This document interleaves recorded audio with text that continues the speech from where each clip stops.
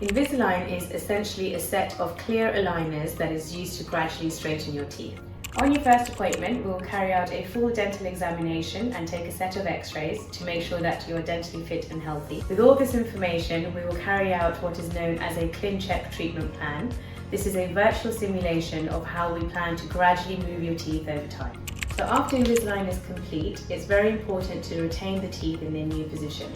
All of our patients will be given removable retainers, which they must wear every night. Some patients will benefit from additional retention, such as fixed wires, and your dentist will be able to advise whether this is suitable for you.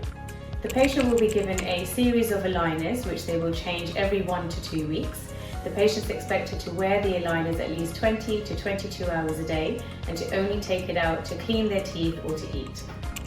We will also review our patients every 4 to 6 weeks to assess the progress of their Invisalign and to support them through their journey.